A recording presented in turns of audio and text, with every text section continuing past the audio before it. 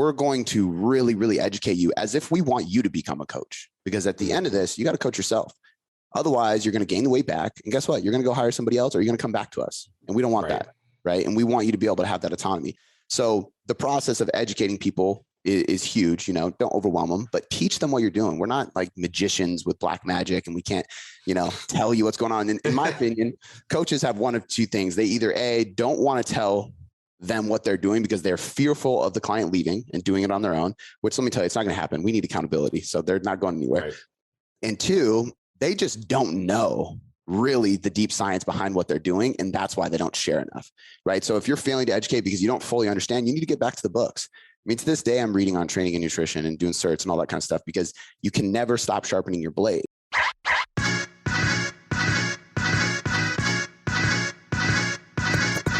Hello, and welcome to the Physical Preparation Podcast. I'm your host, Mike Robertson, and I'll be joined on the line later today by Cody McBroom. Now, before we jump into this week's episode, I want to give you a quick recap of the week that was. I actually thought last week was the last week I got to do this, but this week is the last week I get to do this. And then for my ensuing episodes that will go through the end of the year, I'm just going to give you a random thought or something to think about, hopefully stimulate some good thoughts and some good juju for you going forward. So what's new? As you can tell, I am still not 100%, man.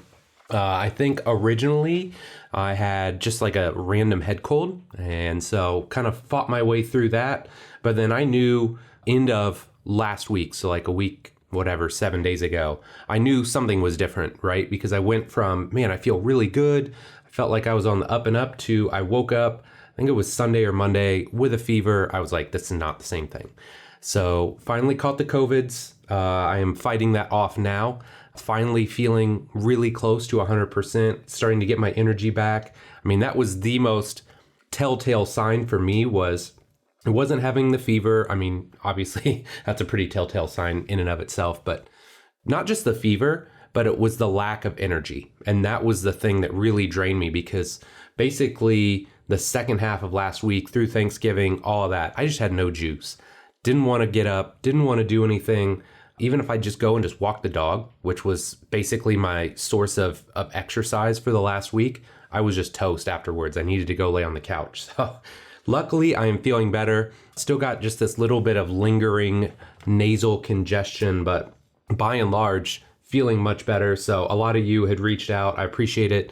Definitely feeling better now and ready to tackle some of these goals I got for, myself for the end of this year and early next year. So excited to get back into it. Obviously last week was Thanksgiving. Not nearly as fun when you're sitting at home with the Rona and your energy is low, but still got it done. Smoked a turkey. Jess made some amazing sides, all the favorites. She made sweet potatoes. She made green bean casserole. She made stuffing.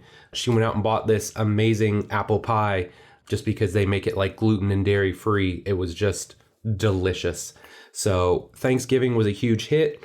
I told the kids when we were doing Thanksgiving, because they've been on me forever, approximately forever already, like, hey, when can we put the tree up? When can we put the tree up? And they're excited because they've already bought gifts and they want those gifts to be under the tree. So I said, look, we're not putting the tree up. We're not listening to Christmas music until Thanksgiving is over. So essentially what happened was I was up at 8 a.m. prepping the turkey, got it all done. We'd ate. I think we finished eating and cleaning up by 2:30. And they said, okay, you get 1 hour and then we're putting this tree up. And they did. Literally, we got to lay down for an hour. I think I watched some football, took a little nap, and then we were up putting up the tree. So they're just super jazzed for the holidays. Went and saw Santa yesterday. So loving all that, love their enthusiasm for the holidays. Kendall and I had a great discussion the other day about how, she likes presents, but what she really enjoys the most is like the holiday party and seeing everybody and seeing people's reaction to opening her gifts. So that was really sweet. So I'm excited for the holidays coming up with them. And then last but not least, I think, I talked about things that I'm working on and projects that I'm working on. And I'll tell you guys more about it here in just a minute. But very excited about some of the coaching stuff that I'm going to be rolling out in 2022. And Cody and I had this discussion in our show here where he talks about like, what's my one thing?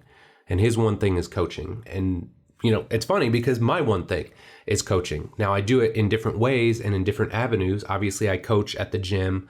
I coach when I mentor people, but I'm starting to enjoy, I think, the online side of this more. And as I've taken it from more of a offline approach and trying to make it into online training, if that makes sense, I find I'm enjoying it more and more. So trying to take the offline experience and moving it online. So, when we have that intro call, when we have these connection points throughout the week, a lot of the people that I had over the years that weren't successful were ones I just didn't have a strong enough connection with.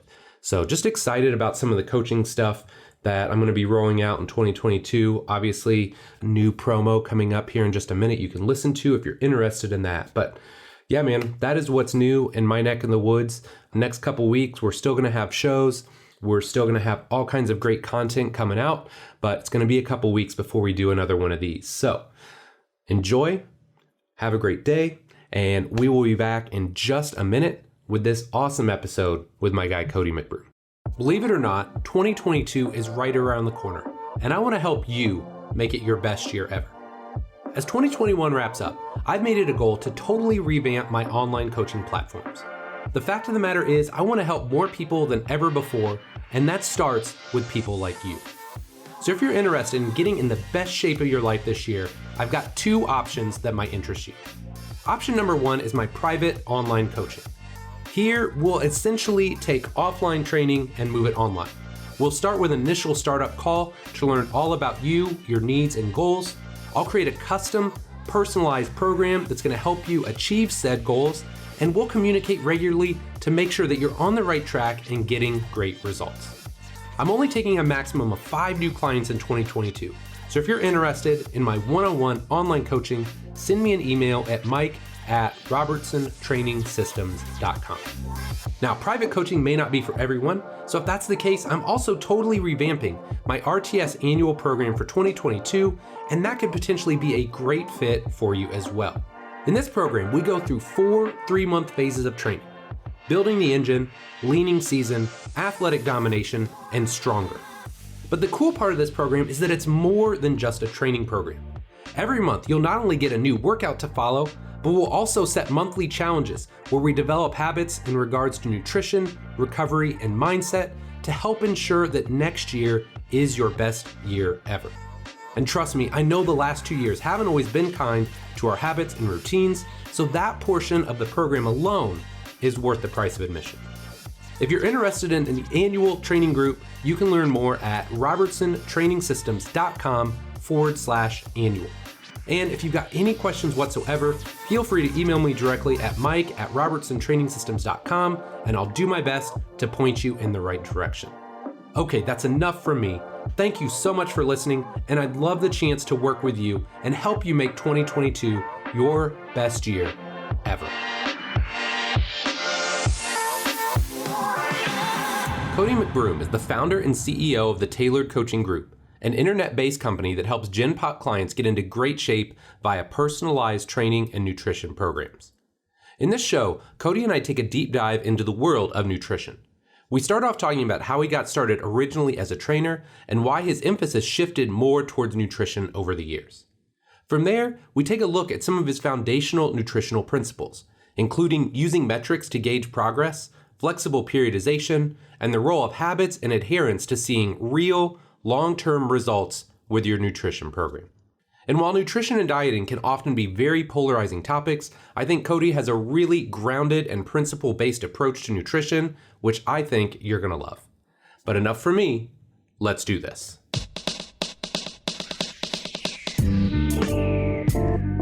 Cody, man, thanks so much for coming on the show here today. Really excited to have you on. Could you start by just telling us a little bit about yourself? Yeah, so my name is Cody McBroom, and first and foremost, thank you for having me on. It's an honor. I've been following your stuff for a long time. I think you did a in-staff workshop at the gym I worked at like almost a decade ago on your system for programming. So it was really cool when you messaged me, man. So I'm excited to be here. But my name is Cody McBroom. I'm 29, but I've been doing this for 11 years now. This is literally the only thing I've ever done. Wow. I graduated high school at 17 as a chubby kid with a bum knee from 2 knee surgeries, and It was like, man, I want to figure out how to impress girls. That was like my whole thing. Right. Honestly. And it honestly was and then I'm sure we'll get into this, but it was just a crazy sequence of meeting the right people and just honestly, just following their lead and just listening to them and just asking more questions and poking my head around the right rooms. Right. And I've met some amazing people, some legends in the strength world over my career. And it's allowed me to do what I do today, which is run a company called Tailored Coaching Method. We have 9 nutritionists and trainers underneath me that work with people around the world. We have a full-time content producer, an operations lady. We have a chief science officer who is, his name's Dr. Brandon Roberts. He's actually a fitness and nutrition researcher. So the cool thing about that is we're able to stay up to date on the latest research on everything training and nutrition. Wow. So he's constantly educating our coaches and creating content with us.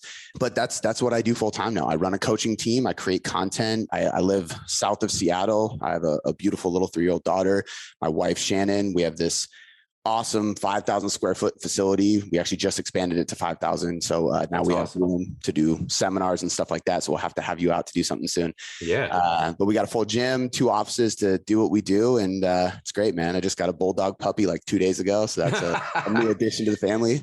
His name is Bubba. And yeah, so I mean, that's me in a nutshell, but I'm excited. I'm excited to talk about it all, man. That's awesome, man. So talk to me. Let's go back to like the very beginning, right? Like you said, chubby kid wants to impress girls. Like, is that how you got started in physical prep? You're just like, hey man, this ain't working. I got to figure something else out.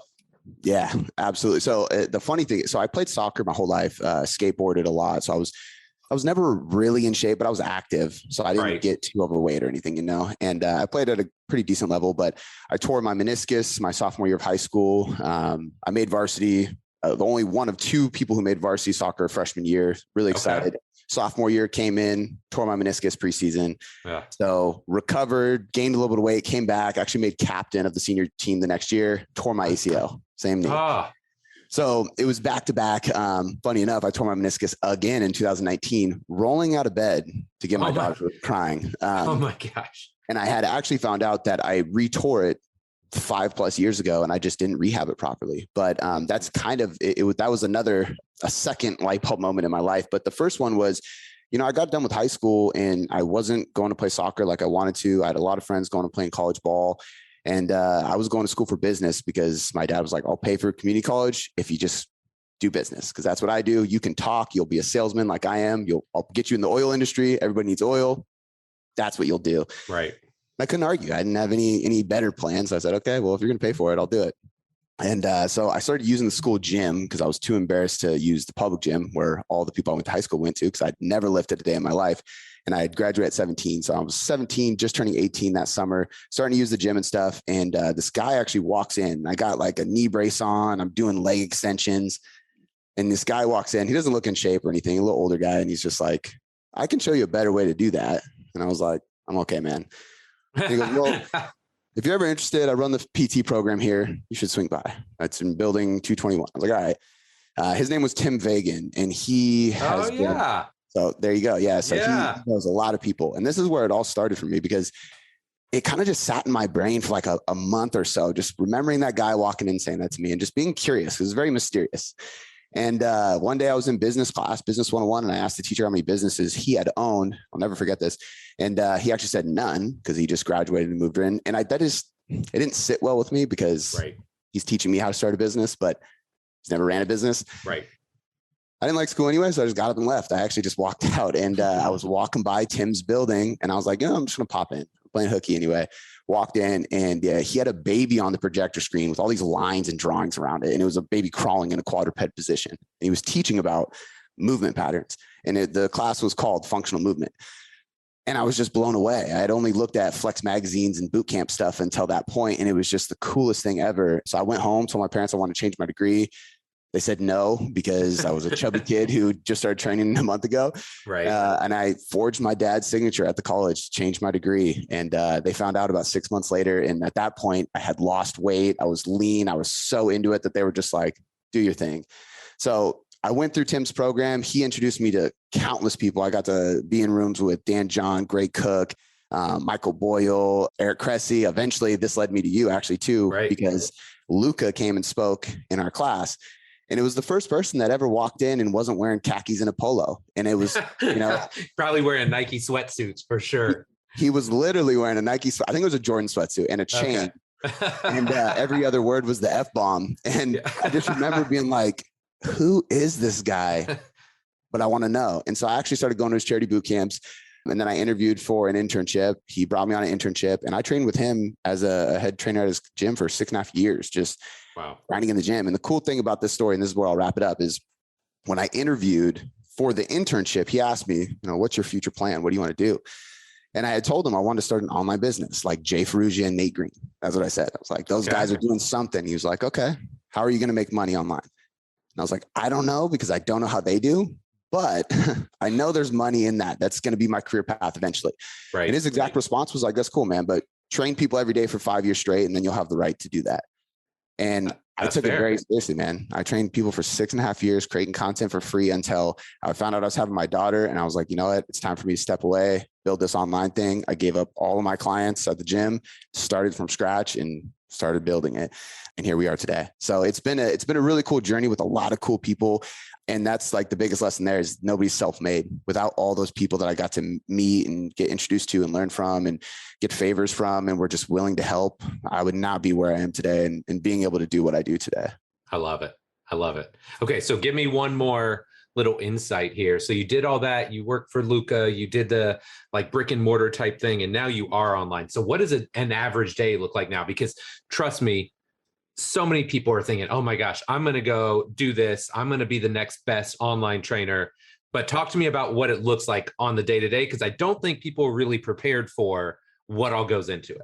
Yeah, 100%, man. And I think it's been an evolution because, at first it actually started with almost me becoming a hybrid coach, because I was at the gym, and this is how I got into nutrition as well. I hired Shelby Starnes, did a physique competition, and I just got absolutely shredded. And it was the first time I ever tracked my diet and followed a plan. Right. And it was wild that I didn't touch training at all. I kept doing my 5-3-1 Wendler with some accessory upper lower. Like it was just my normal shit. Right. And I got shredded, and I was like, wow, nutrition is pretty powerful. What if I learned how to do this for everyday people, learn what bodybuilders do, because they're the best at it, but just tone it down a little bit and do it for everyday people. And I started doing it with people, but I didn't want to spend time at the gym because I had to train them at the gym. So I started having them send me weekly check-ins and track their diet. And I was doing kind of like an online model while working with them in person. Okay. And it really just separated me at the gym. I was the only coach at the gym that had a nutrition degree or certificate. And I was the only one that was having clients touch base with them outside of the gym. So the accountability and the support and just the science-based approach just was elevated. And I just saw crazy results of people, and the desire to work with me went up. And that's when it really kind of clicked for me. So I started doing more and more of that until it led into online coaching. But I think, what people don't realize is, at least in my opinion, and there's probably people who get away without, I think it's really hard to be a successful online coach without training people in person first, and sure. I know it's harder today with COVID and everything going on. People always say like, well, what am I supposed to do? Gyms are closing. And I understand, and I don't have an answer for you on that, to be honest. But the truth is there's nothing that can replace that in-person coaching. It creates a level of education as a coach to be able to cue somebody through movement patterns and understand the science behind volume and intensity. All that stuff's great. But when you're actually there doing it with them, there's something different going on, and there's a different application, and there's a different response for everybody. And I think you need to learn that. You need to learn the empathy as well that is involved with connection, right? And that's what allowed us to coach the way we do today, is all of that I learned from in person. And the fact that every single one of my coaches, that's a prerequisite. They were all trainers prior. I made sure that if you work for me, you've done in-person stuff before, because it's that important. But when I first started, honestly, my entire day was making content, because I mean, if you think about it, I left the gym and I had maybe 5 clients online, and I was like, okay, I have a baby on the way. I'm telling my wife that, hey, when you're off maternity leave, you're not going to go back to work. And she's like, okay, I got 3 months till maternity leave. You figure that out. Right. And she never went back, but I literally would just create content all day. I was like YouTube videos, Instagram, Facebook Live, Instagram Live, podcasts, blogs, newsletters. Every day, at least 2 things were going out on separate platforms. It was just nonstop. And a lot of people will ask, how did you think of so much content? I repeated a lot of the same stuff. People need to hear the same message over and over and over again. There's really not that much to cover, Right. So I repeated a lot, but I created content like crazy until the buzz got around. I got to work with some cool people, and then they, shouted me out on Instagram because they had a big following and I was training them. And it just kind of kept going and going and going until a point where I had to tone down the content because I didn't have the time because I had 100 clients online. And now I'm like, I don't have time to work out myself. I barely have time to like be with the baby and stuff. What's going on now? So I hired an assistant, I hired a coach, and then I started like handing people off and training them how to do what I do. And then it just kind of evolved, so once upon a time, it was all just content and client communication and programming for nutrition all day, every day.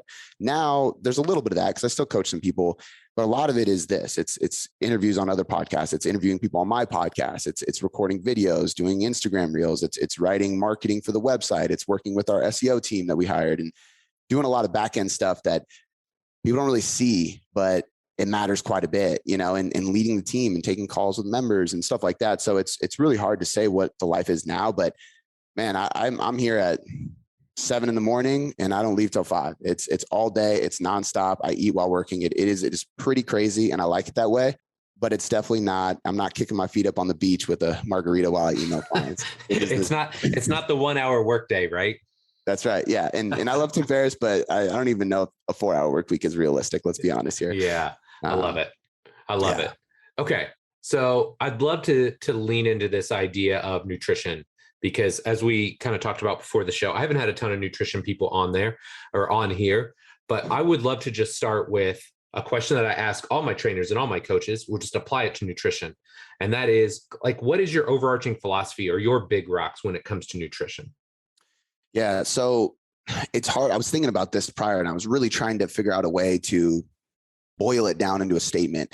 And what I kind of came up with is it really comes down to education and individualization, because that's the only combo here that is going to create not only sustainable results, but actually create autonomy in people. Because as coaches, we know that we're not going to work with you forever, but we're supposed to make this work for you forever. Right. Right. And that's something I was actually thinking about this morning. I wrote it down. So like, I'm going to use that again. That's a really good way of saying it, but it's exactly how it is. And it's what we tell people on the first call is like, hey, we're not, and this is a good example of Vigor. So I'll use that as an example.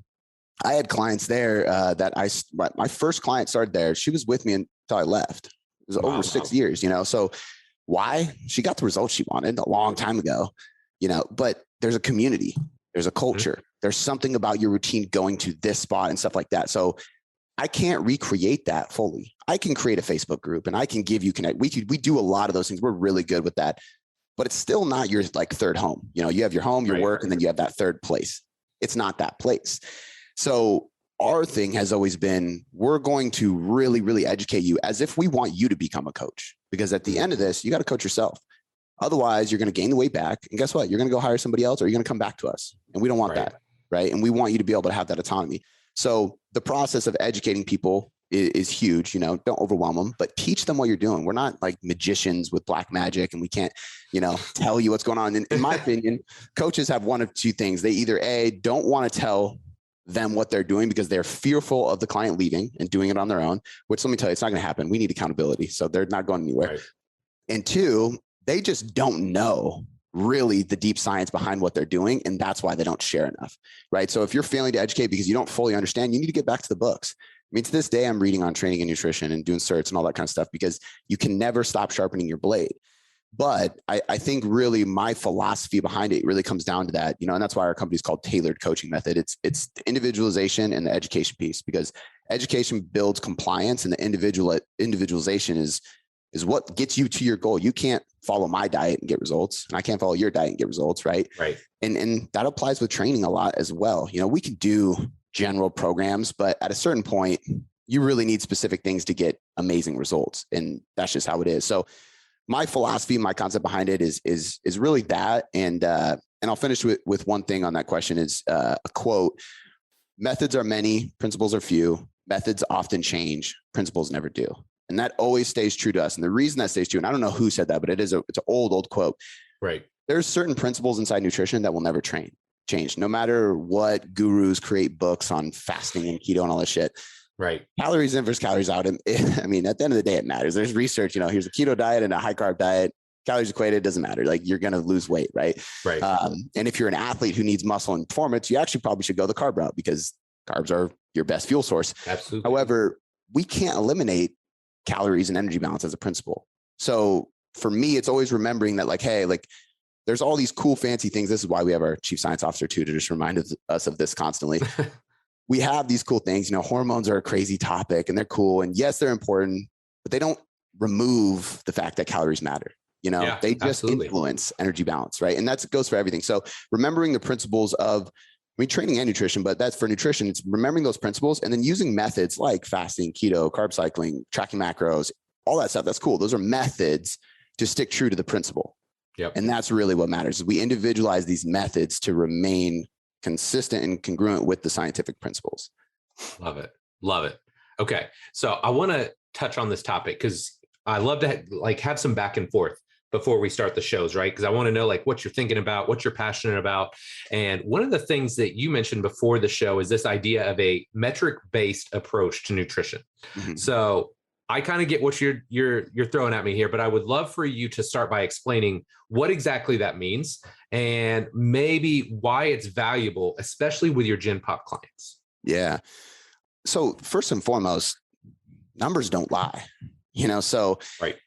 It's funny to me. It's not funny because I understand there's a lot of false marketing and stuff. So we have to really educate people on this, but it's funny because a lot of people come, they're like, all right, I really want to lose weight, but I don't want to use a scale because I hate seeing my weight and I don't want to measure my food because that's just tedious. I don't need an app. So let's do this. And you're like, okay, so you want to intuitively do this, right? Right. Okay. How far has being intuitive with your diet got you to this point? Right. You're overweight and you want to lose weight. That's why you're hiring me. Right. So I always try to start with the preface of like, hey, we're not using macros. We use macros quite often. We're not telling you to measure your food and track your macros, do that stuff because we expect you to do this for the next 3 decades of your life. We're talking about how long is it going to take you to lose results and learn about nutrition by using macros, because the goal is to implement macros, lose the weight, educate you on how you lost the weight, reverse diet and slowly remove macros until you can intuitively sustain that weight. And then you're good to go. And then you can sustain, if you want to keep tracking macros because you're an athlete, your lifestyle, your goals change, that's totally fine. There's nothing wrong with continuing to do it, but you don't have to. So I think using a metric-based approach to me, first and foremost, is using numbers because numbers don't lie. The other side of it is, although people seem to think the opposite of this, and I can understand why as well, using macros and a flexible dieting approach is actually the least restrictive diet you can possibly use because, I was never into wine before I met my wife. My wife loves wine and she loves making fancy cheese boards, right? Okay. And they're amazing. I love them. But it's just a fat bomb, salami and cheese, not the most macro friendly. There's wine, but I make it fit no matter what season I am in, if I'm gaining or losing or whatever. And it's because I have these numbers, if we go with paleo, hey, you can't have those crackers on the cheese board. You can't have rice. You can't have dairy. If you're going keto, hey, you can't have any carbs at all. There's all these restrictions. Well, with flexible dieting, it's like, let's include whatever we need. And it's more of an inclusive rather than exclusive diet. So although we need to restrict calories to lose weight, because that's the law of thermodynamics, we're not going to trick you into doing it by telling you that this special diet just eliminates this one food group and that's what's causing you to lose weight. No, paleo helped you lose weight because you removed pasta and bread, which cut calories. Right. I mean, realistically. Yep. So we, instead of trying to hide what's really going on, we just explain the metrics behind the nutrition, right? These are macros and calorie numbers. I mean, that's really what it is. And then from there, we're tracking weight, stress, sleep, cravings, hunger. So all these other metrics of biofeedback, because as you go through a diet, and we'll touch on this with periodization, but at a certain point, you start to get fatigued. Mentally, physically, even sometimes hormonally, if you're going at this for a long time, metabolic adaptation starts to kick in. And the problem with that is number one, you can't adhere to the diet when you're starting to get burnt out. If you can't adhere to the diet, well, then you're shit out of luck. You're not going to get the result, right? Right. So we need to track these because it's kind of like I look at it like a deload, right? When we're training people and we're asking questions and we're testing grip strength and we're seeing performance and we're like, hey, I know you think you feel good, but we're going to take a deload now because in 2 weeks, you're probably going to be shot. And then, we're going to be proactive instead of reactive. It's the same exact thing with nutrition. We're checking, like, what's your motivation on a scale of 1 to 5 to go to the gym and to follow your diet? What's your stress levels? How many hours of sleep are you getting? For most people, we're tracking step count. If people have gut issues, we might throw digestion in there. If you don't, then we're not going to worry about it because it's just another number to throw out at you. But we're tracking all of these things. And we'll, even with 90% of people, believe it or not, we'll track their weight every single day, because the problem with not doing that is that weight fluctuates, and that's healthy and normal, and it's just natural You take a flight, you're going to fluctuate. You have too much salt, you're going to fluctuate. Not enough sleep, you're going to fluctuate. Shit, if you get a new program from your trainer and you train really hard, you're going to have some systemic inflammation on the muscle. You're going to have water retention and some weight gain, because you trained hard. That's a good thing. So because of that, we like to teach people why this is happening, and we can correlate it with other biofeedback and show them like, hey, you're actually down an inch. Your biofeedback's great. Your macros on point. Who gives a shit what the scale says? It's just a number. It's 1 out of 20 metric points. Right. And only that 1 is in a bad place. So if 19 are good, we're in the clear. And it actually relieves people's issues with the scale. And it's crazy how many people we get that come to us that say they can't step on the scale. And now they can step on the scale every day with no problem because we taught them it's just a metric. It's just a number. Yes. And on top of that, if we take your average by the end of the week, that's the most accurate weigh-in you're going to get because your weight's going to go up and down slightly. And I remember as a trainer having people do like, all right, Saturday's your weigh-in day. And if one Saturday they just happened to have like a little bit extra salt the day before, anything, or bad sleep, their scale went up. They thought their progress was ruined and they just drink and binge over the weekend. And it's like, no, you added creatine to your diet. Like, something so small. Right. And so we try to, it's kind of like the book, The Obstacle is the Way, right? Like your obstacle is the scale. Well, that is the way. Like, so let's attack the scale and use it to get over it. But as a whole, like back to the question, metric based, to me, it's using numbers in all these areas because numbers don't lie. And it's the only way that we can assess fully and then adjust, because then we have numbers to say, okay, we need to increase this, decrease this, change this. And then we can predict where you're going. It's just like an FMS test. It's why there's a score, because numbers tell us how well you're performing, and then you can adjust to improve your score. And that's, to me, what I've tried to do with nutrition and take that to the Gen Pop, because it's been rare. See, I absolutely love that. And that's something that I know we try to do, especially with our like Gen Pop or more fat loss focused clients. Like you alluded to, so many of them have this aversion to the scale. And so sometimes what we have to do, or what we've done in the past, is we're taking multiple metrics, right? So we can take inches lost, we can take body comp, we can take scale weight. So people don't love this, but like the subjective of, well, how do your clothes feel? Like you can use that. And sometimes that works, but some people it just doesn't. So for those people, it's like, hey, look, okay, so what? You put on a pound, but your inches are down, right? In all the right areas. Your body comp is in a better place. So you're actually building a little bit of muscle, which probably isn't a bad thing in the long term. Yeah. Like finding ways, like you alluded to, like if you're tracking all these different things, you can kind of disconnect emotionally a little bit from the scale. And hopefully that's going to help them over the long haul. Yeah. And then you can find which one of those things actually clicks with them the most. And you really harp on that thing every time because that's going to trigger them. I tell this with people, I'll do like reels on Instagram with like I'm doing cues and I'm like taking people through an exercise. And people ask me like, where do you get like these cues? And I'm like, I just trained people for years and I would just throw out shit until something like you just saw that light bulb, right? Or where, I remember with a squat, we used to, tell people like torque the floor, or like, pry open your hips so you can really like open up the hips, sit into a good goblet squat, whatever. And for some people, torquing the floor just wouldn't work. And I used to say monkey feet. Because I was like, imagine your feet are monkey hands, and you're grabbing the floor, and I want you to twist it out as you squat. Right. And they would just brace and externally rotate their hips and sit into it so beautifully. And it was like, all right, that's the new cue, monkey feet. Right. When it clicks, some kind of metric, same thing. When that one metric sticks with them, like use that as fuel to keep them going. I love it. Okay. Now I'm going to give you an admission here, but I remember someone talking about the concept of like flexible dieting or periodizing your diet years ago. And I'll be honest, I felt like a total idiot because I'd done it for years when I was writing programs or planning recovery, but I just never thought of it in regards to nutrition. So that was like my big facepalm moment. But with that being said, I'd love to hear from you. Like, what is the role of periodizing your nutrition or your diet? And could you give us some examples as to how that might look? Yeah.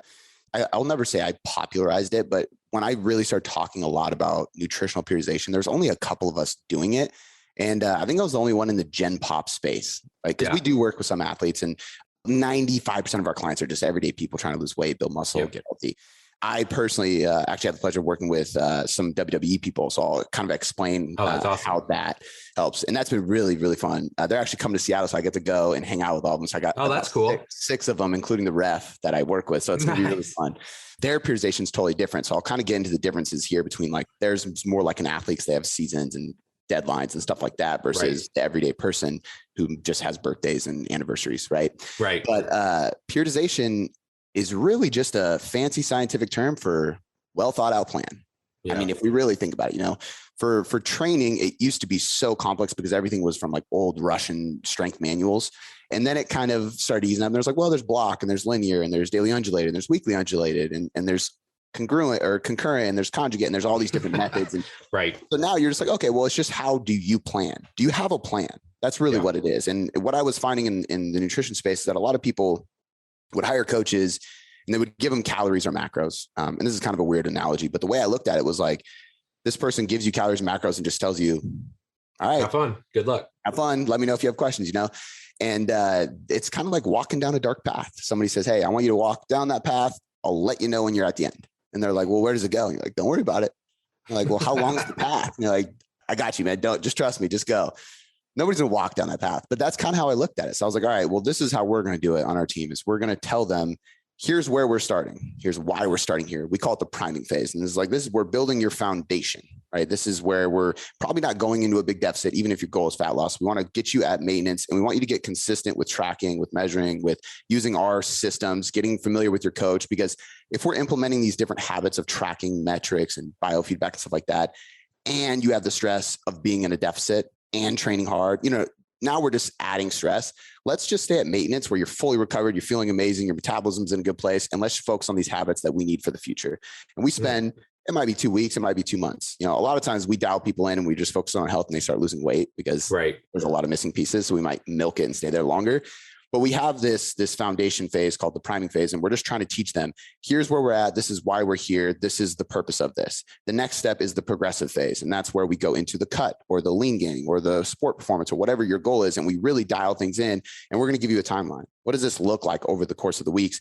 If it's fat loss, is it a 12 week, a 16 week? Is it 24 weeks? Because you have a lot of weight to lose. Is there diet breaks in there? Are there periods of times where we're going to pull back and give you some more food or refeeds? Or are there times where we're going to say, hey, you're going on vacation, just don't track. Be mindful. We're going to teach you how to do that. But those are part of the periodization plan and the timeline of how long that fat loss phase is, as well as how are we probably going to adjust? We can't predict everything because we can't always know exactly what the body's going to respond and do. But we like to teach them hey, most likely we're going to start here. We're probably not going to need an adjustment for a little bit, but when we do, this is what we're going to adjust, why we're going to adjust it. So they know hey, there's probably a carb cut coming in the future.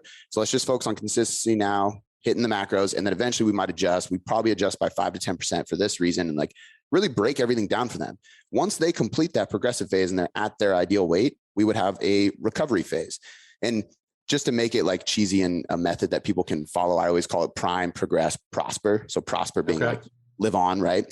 So the reverse recovery diet part is just okay, how do we get out of this deficit slowly so you can sustain the result, but we do it in a way that we, return your calories back to a comfortable place. And mind you, for people listening, if you lose 20 pounds during that progressive phase, your maintenance calories are probably going to be much lower, at least a little bit lower than they were before you started because you're 20 pounds lighter. You're a smaller human being and you need less, quite literally.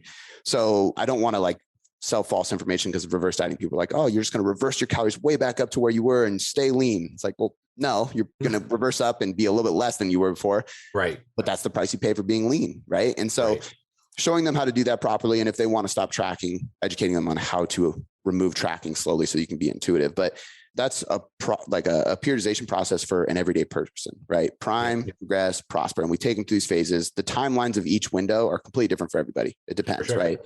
Now, when we look at somebody's calendar year, this adds another layer to periodization because if somebody has a wedding, if they have an anniversary, if they have a birthday, if they have a work trip, whatever it may be, those get factored in because we can do one of two things. We can either plow right through it, which I do have some people who they travel for work and they're so busy on their journey that it's actually their work trip. That's actually easy to diet because they don't have time to eat a ton, they're just nonstop. And I have other people that are I'm going to explore the city. I want to eat, I'm going to hang out with friends. So it's okay, well, we have to figure that out. We have to implement those in. So we know that when you're out of town and when you're doing those things, right? Similarly speaking with an athlete, when is their in season? When is their preseason? When is their off season? When is their postseason? So when I first learned of nutritional periodization, it was in that context, right? We have preseason, in season, postseason, off season, and we can fluctuate carbs and fats to focus more on recovery or neuro or hormonal balance because maybe they're practicing and training and competing and traveling. It's just such a stressful time. It's okay, we're going to go into this deload recovery phase postseason. And then preseason, we start shifting fats down, carbs up, fueling performance more, timing nutrients differently. And we kind of just cycle through it. But with everyday people, we don't have to take that seriously. So it's more of like, okay, how do we mold that for the everyday person? And likewise with my WWE people, they're athletes who also get paid to look really good. So it's That's got to be hard. Like I was thinking about that. Like those guys and gals look amazing. It seems like year round. Mm-hmm. It's tough. And it's one of those things too, where although, and it's hard for me to still think about going into a ring knowing like, well, I'm losing today, but I'm going to like, it's a weird It's going to be a good show though. Yeah. But I mean, they get thrown around. So like most of the guys I've worked with in there come to me. And like, I remember I have one of my guys, Chad Gables is his stage name. And he came to me, he was like, oh, I don't bench press anymore. I can't. And I'm like, why? And he was like, shoulders, they're bad. I just can't. And then I went through his program and I'm like, we'll be able to bench press again, dude. Let's just like start actually building the right areas and working on your posterior chain a little bit more. It's really simple stuff, but they're beat up, So on top of having to perform well and stay in the ring and have some good endurance and aerobic ability to just keep recovering and sustaining, they're also traveling they do shows in UK. In Tampa is where the WWE headquarters are. And most of my clients do not live in Florida. So they're flying every week to go to these events, stuff like that. So it's wild. And for them, a lot of it is nutrient timing. And that falls into that periodization window. So we go from a year to, a month or a fat loss goal to what's your week. And then what's your day to day look like? It's all planning. It's all periodization. And for those individuals, the stress fluctuations are just nuts. So it's trying to do that and take them through cuts at the right time. If WrestleMania is coming and they want to be their leanest for there, it's knowing that like, let's time this properly. And you will have some shows that you're not as lean as you usually want to be. But if you want to be the leanest for the big show, like we got to do it the right way and then try to reverse properly, which is the reason I work with a lot of them now, is because I was able to help some of them actually sustain it because they would go through these crazy fluctuations. And they start telling other people about me. But yeah, I know it's kind of a ramble of an answer, but I think periodization is just such a big umbrella topic, and it can go so many different ways. But I think the biggest thing for people to realize, it's really just having a good methodical plan for a long period of time to make sure that you're not just walking down a dark path. Yeah, I love that. Love that. Okay. So another key component when it comes to nutrition is the idea of adherence and habits. And I think this is really tough because whether we know it or not, we all have habits. Right? Some of them are just serving us better than others. Mm-hmm. So I would love to hear some of your strategies or things you might use with clients to help improve somebody's adherence when it comes to their nutrition. Yeah. So one of the things, I actually learned this from John Berardi when he was really running Precision Nutrition. He's still really involved with them, obviously, but way back. And his big thing was stop removing things and start adding things in. And that's where I think everybody should really start, because if anybody has bad habits that are holding them back, if I tell you to not do that or not eat that, you want to eat it. I mean, come on. And now I have a 3-year-old and a puppy now. So I know this like firsthand. Is everything I say don't do, it's like, I want to do it. It's happening.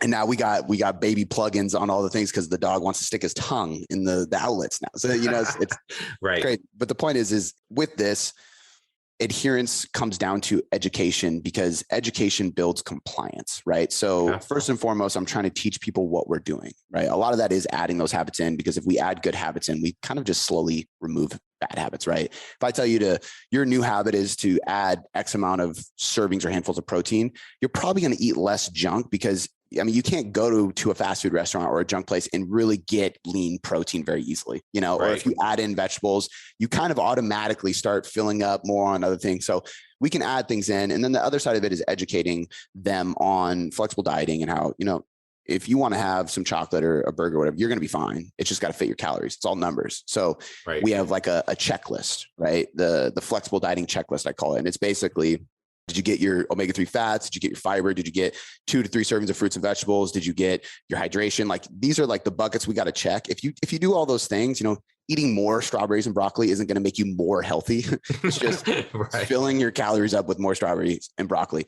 So teaching them that, like, let's check off the boxes. And then you want to have a burger, a pizza, or beer, whatever. Cool. Let's fit it in, because I promise you're not going to gain a bunch of weight or regress as long as it actually fits in. And we can teach you how to do that. But educating them on all this, it really just buys a lot of buy-in. So instead of me telling you to do something without telling you why it works, now I'm telling you exactly why we're doing it, and your buy-in to it is 10 times greater. And so you're going to be way more loyal and trustworthy of the program and the process you're going through. And so adherence becomes way less of an issue for us simply because we educate people right away. We want to teach you everything it is about this, because that always leads to them just believing in it way more, instead of just following another random method from a guy on Instagram, right? And it's just, right. You're just doing it because it worked for him. Like, I want to teach you why it's going to work for you.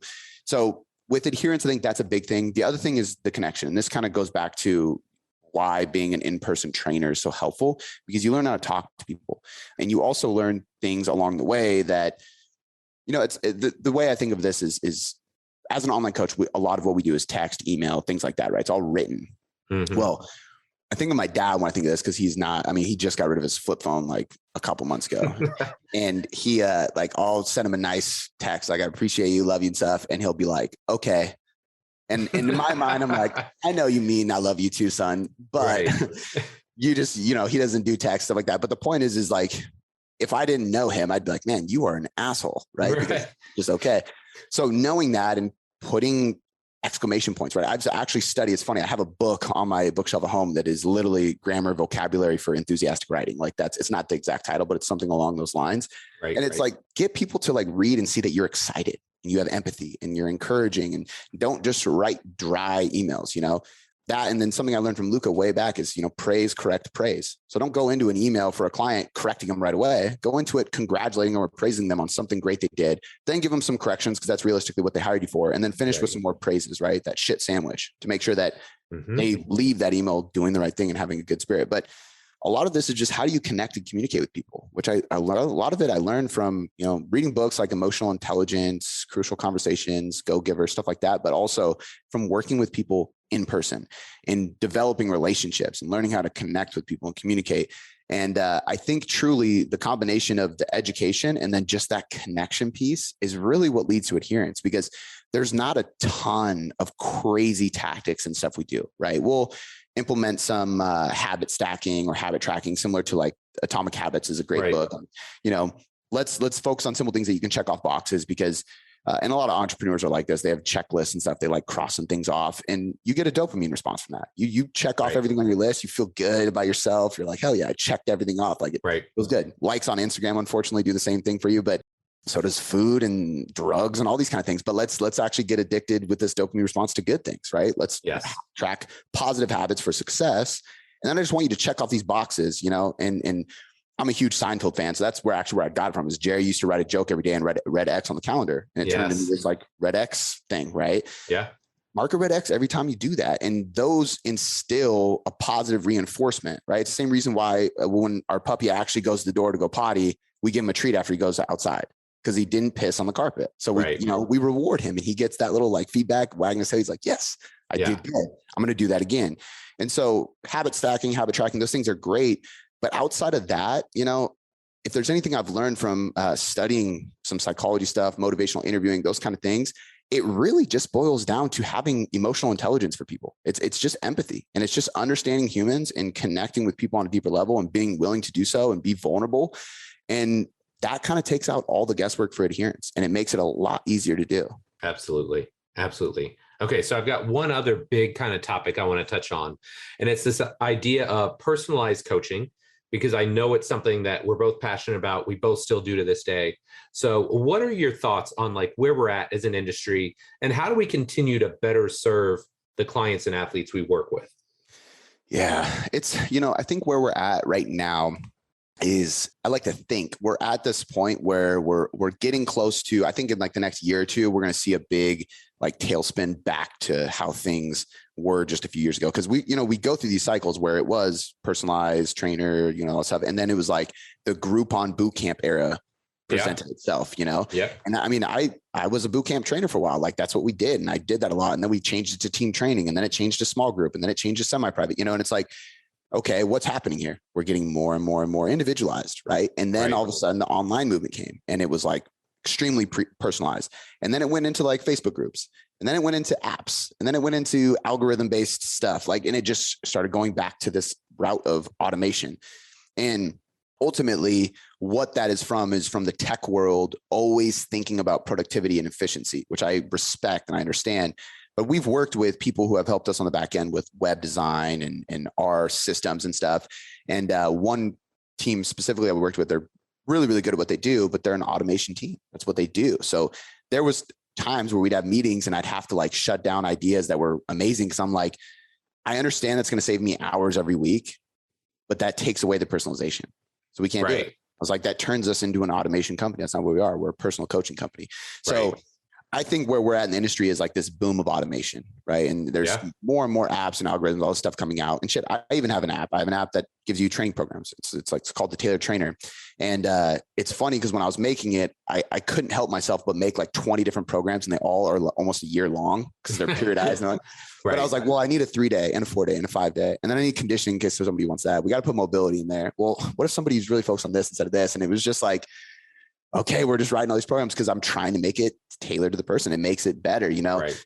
And with nutrition, you just can't do that because everybody's so different. You know, you really can't. But I think where the industry is at is a really big pressure and push of this automation and these algorithms and systems. And some of it is great. I use a lot of the tracking and data and stuff like that, and I love it. A lot of it, I think, is just removing the personability. And, you know, I don't care how cool the Peloton bike is and what the screen does for you. I mean, it's not a sustainable weight loss approach. It's a good exercise, and there's nothing wrong with Peloton. And from a business perspective, they crushed it, especially during the pandemic. But there's just something about personal coaching, and I think it's going to kind of take a tailspin and come back to that. And that's my hope. But I really think that's the missing link. And there's going to be more and more and more people that will just realize like, oh, this actually doesn't really work for me because it's not adjustable to my lifestyle, to my needs. It doesn't teach me. So after I get done with this app that has an automated coach responding to me with macro adjustments, I gain all the weight back. Why is that? Well, it's because they don't understand you, your hormones, your metabolism, your personality, like your quirks, you know. And there's just something about that. And I think last but not least, there's a respect factor. You know, there's, and you could probably attest to this because you've been in the industry a long time. There's certain people that come on board to coach with you because they respect you. And so it doesn't matter if you give the exact same information as somebody else, or this person has better information.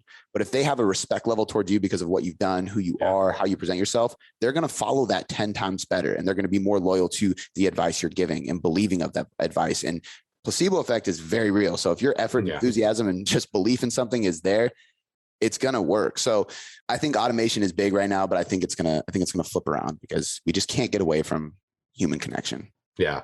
Man, you're going to lose like your guru card here, because I've got a couple like words here that you've used a lot today: autonomy, education, connection. Like these are things that actually make people like self-reliant over time. So it's hard to be a guru when you're not just selling them the next thing every single week or month that you got out there. So I like it. I like it. It's, you know, it's a hard time to be in the industry too, because the gurus like have if you can figure out a fancy, sexy way to sell something that maybe it doesn't even work, but you can create a good click funnel advertisement to it and, you know, drive Facebook money towards it's just that time, you know, and it's tough. So a lot of people fall into that, but I think I'm a perfect example of somebody who's just head down for the last 11 years, just creating a lot of free content and just giving back and answering questions constantly. And that pays off in the long run. It's a very, very long-term business strategy that is hard for a lot of people to buy into. But if you really love this stuff, then it shouldn't be an issue, you know. Absolutely. And I've just honestly followed people's lead, like you and Eric Cressy and Luca and Tim and all these people that I met over the years, and just seeing what you guys have done and how you've pioneered has allowed me to just do the same thing. It's just that unfortunately, or fortunately for me, I guess, but there's a lot of people in the younger era, or even in my generational age, in the business space, who don't even know some of these people that pioneer. Like we wouldn't be doing what we're doing and the stuff we're doing if it wasn't for these people. And it's funny when I get asked about my story on interviews, because I'll name some people that Tim introduced me to, and a lot of times the person interviewing me just has no idea, and I'm like, God, wow, that's crazy. Out. You know, it is. Wow. It is. It's crazy. Okay, man. So big question time. If you could alter the space-time continuum and give young Cody McBroom one piece of advice, what would it be? It's really hard to say, man. I think that my mind goes to patience, and I've been pretty good. Even just what I was just saying, I've obviously been a very patient business owner and individual. And I'm also the most impatient person, which is a gift and a curse because you take action quickly. Right. But I remember struggling with that a lot early in my career and just wanting everything to grow fast. And I wanted everything now. And even with my body, I remember training every day. I mean, we would train at like 10 p.m. back when we were at the old Vigor. But like me, Luca, Hugh, Akeem, all these guys would all lift at late at night. And they're all 10 years older than me. And I would get frustrated. I'm like, dude, I'm more dedicated. I do all these things. And why are you guys so much more jacked than me? I just remember this specifically, Luca going, how long have you been training? I was like, I'm 3 years now. And he's like, oh, I'm on 13.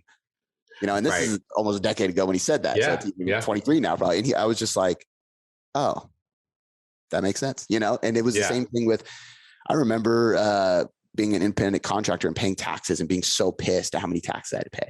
And then I had somebody like Luca and then another mentor of mine, Andreas, who owned big businesses and Andreas owns many businesses. And I was just a trainer and complaining about paying the smallest tax. And then they shared what their taxes were. And I was just like, oh, so right.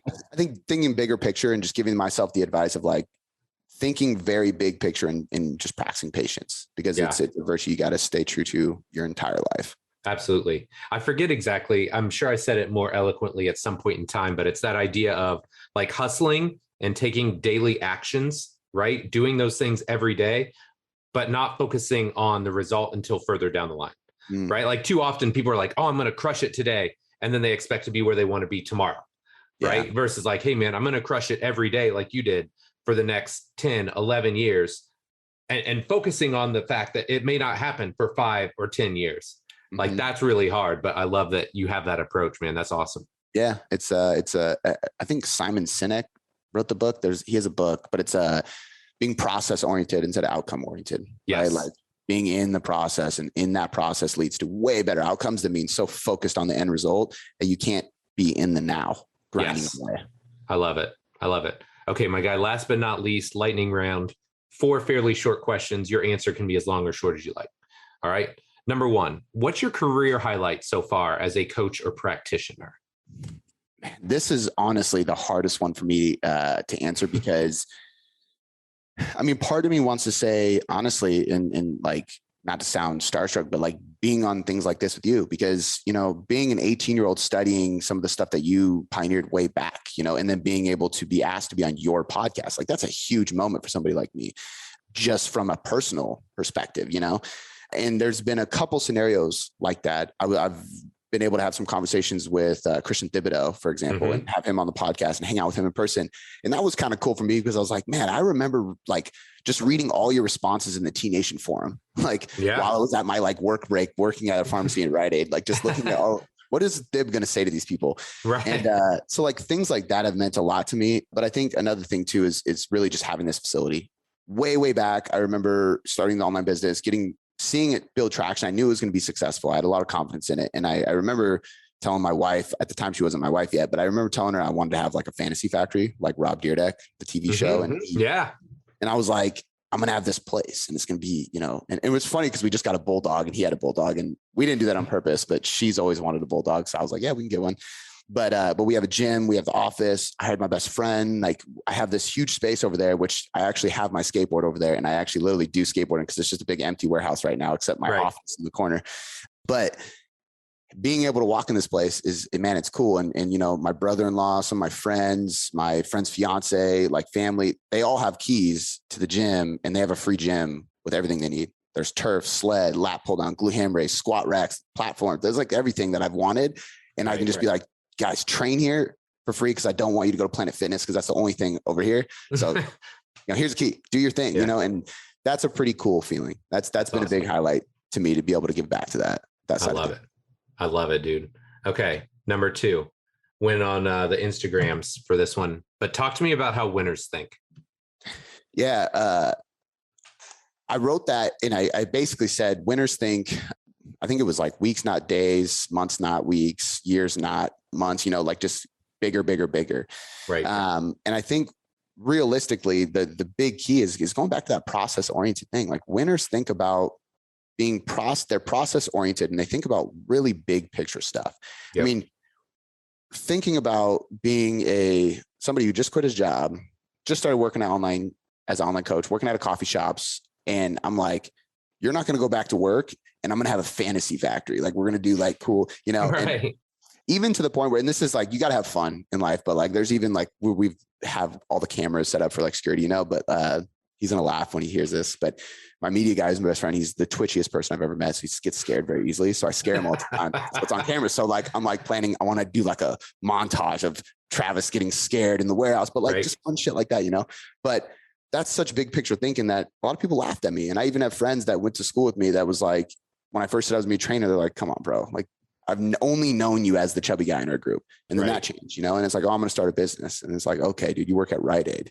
And then I did. And then it was, you know what I mean? It just kind of kept going because I just thought so big. And I think that's ultimately how winners think. And it's not to like put myself up on a pedestal and say I'm a winner, but the only reason I have won and the things I've won with is because I've just thought big picture and I've been extremely confident about getting there. And it wasn't about getting there as fast as I can. It was just about getting there.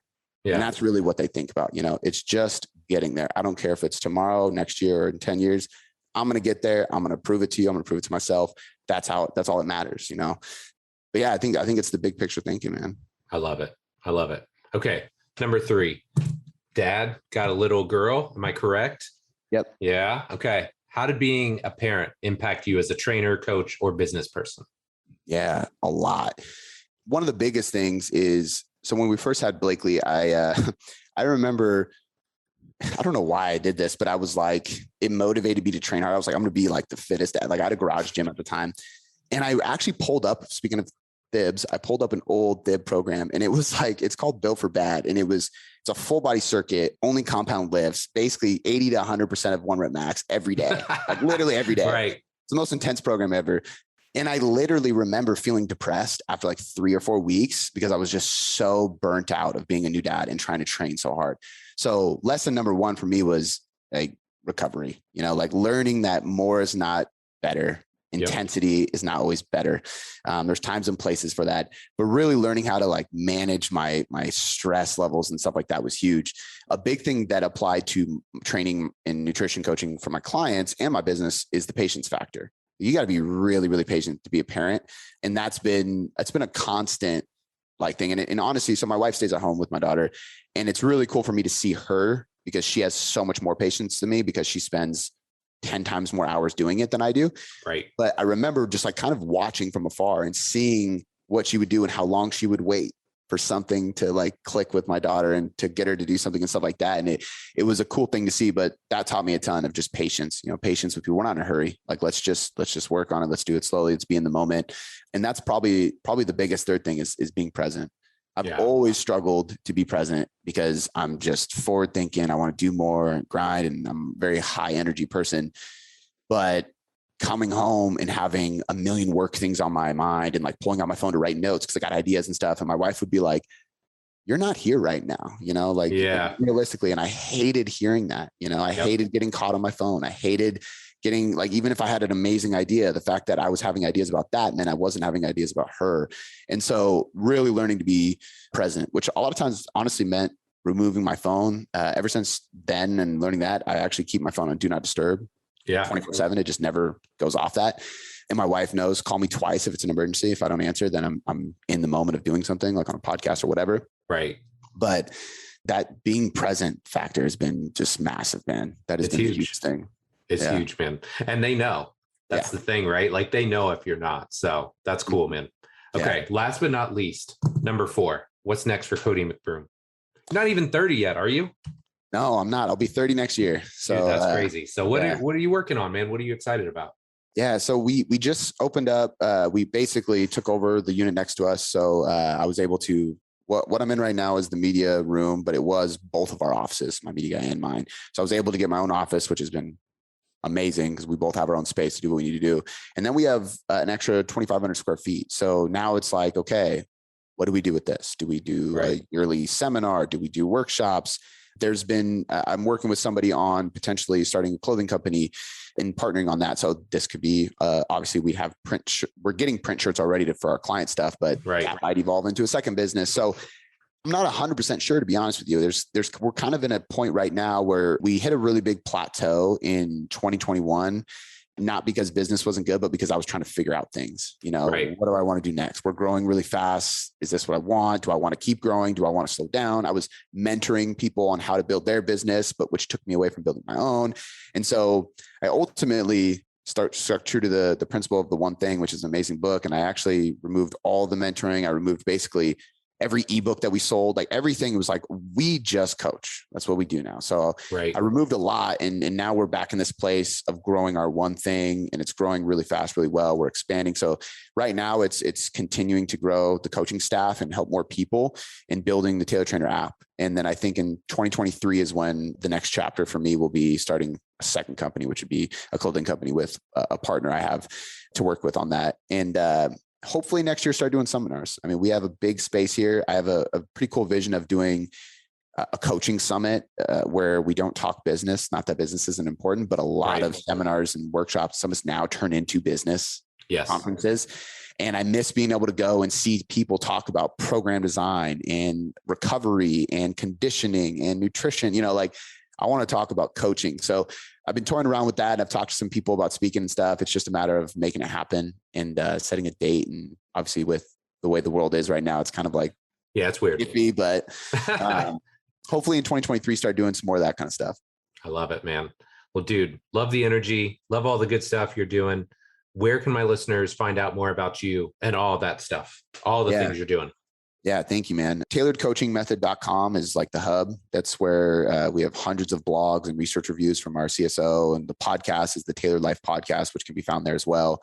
Obviously, coaching, all that kind of stuff's there too. And then Instagram is where I'm probably most active for my personal content, like everybody I feel like nowadays. And it's at Cody McBroom. So yeah, between the website and my Instagram, I think you'll find a lot of free stuff. Come learn from me first. Yeah, love it, man. Well, Cody, thanks again for taking your time, dude. I know you got a lot going on, but it was great catching up and amazing content. Appreciate it. Thank you, man. It's been a blast and an honor to be on this podcast.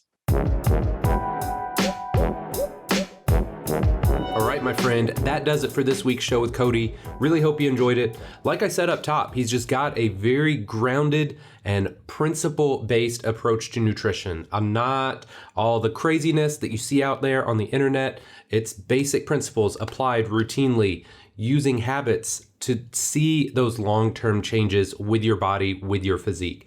And we know, look, man, there's a fad diet for every day of the week and probably twice on Sunday. So I love highlighting nutrition people that I think are doing this at a really high level. And quite frankly, Cody's got the results to back it up. So very excited for what he's doing. Great to see young people out there hustling and putting in the work. So if you enjoyed this episode, please do me a favor. If you haven't already, go right now today and subscribe to the show. Wherever you consume podcasts, iTunes, Stitcher, SoundCloud, Spotify, Google Play, Amazon, wherever you like to listen to podcasts, go there, take 2 seconds, hit the subscribe button so that you know each and every week when a new episode drops. So my friend, as always, thank you so much for your support. Love and appreciate you. And we'll be back next week with our next episode. Take care.